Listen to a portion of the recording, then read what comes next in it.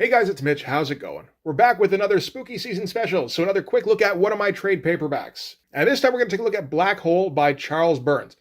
This is one where I'm not 100% sure if it qualifies as a horror story or a scary story, but I could very clearly see David Cronenberg making this movie, and in that case, I usually default to horror. There is a whole bunch of body horror in this, as there often is in Charles Burns stories. I have a tendency to confuse him with Chester Brown. They're both guys with CB initials, and they're both guys who do a lot of creepy shit.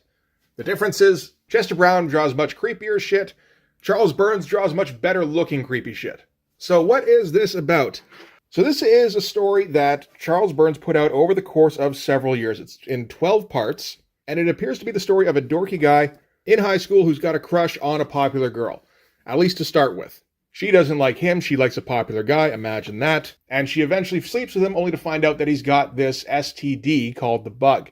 And what the bug does is it basically mutates you so you get these weird body horror changes that happen to you. Like, I believe Rob gets like a little mouth at the base of his throat. A lot of people get something that's just a bit more run-of-the-mill, I suppose, in that it's just basically like boils or like you look like an EC character, basically. And, at first, obviously, they just seem to come across as monsters, but eventually find out that they're mutated teenagers who all have this STD. And they set up this little camp out in the woods somewhere, and the popular girl catches the bug.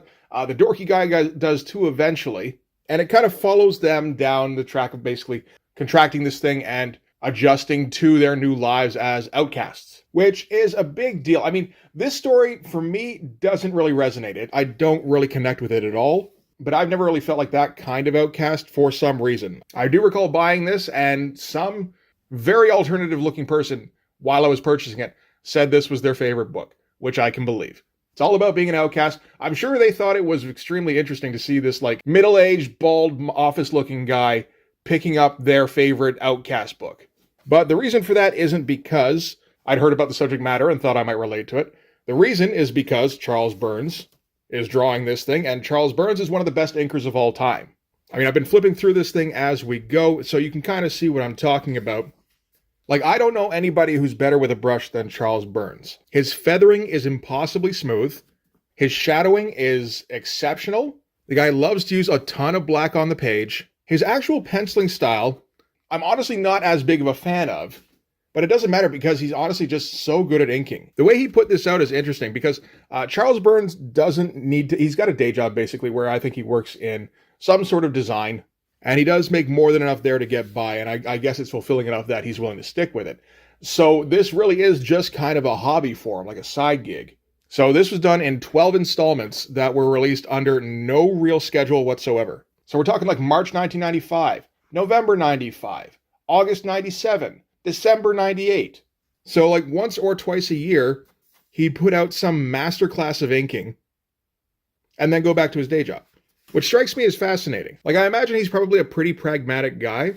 Like the precision of his work kind of gives you that idea a little bit too. But yeah, I imagine he understands that his stuff isn't profitable enough that he can live off it, at least not comfortably, at least not as comfortably as he can with his day job. So 9 to 5, he's going to take care of the rent, and then the rest of the time he has to devote to his passion project. I can relate to that, honestly. So, yeah, like I said, the story doesn't really speak to me personally. Doesn't matter. I'll still read it every once in a while just because it's, like, beautiful. I would certainly recommend picking it up. It's a shit ton of comics, and it was only like 20 bucks Canadian for me. So what is that, like $7.50 American? That's like the cost of one Marvel floppy. So anyway, yeah, that's Black Hole. We'll come up with another one for tomorrow, but that's going to do it for this one. Thanks again for watching, guys. I'll see you in the next one. Bye-bye.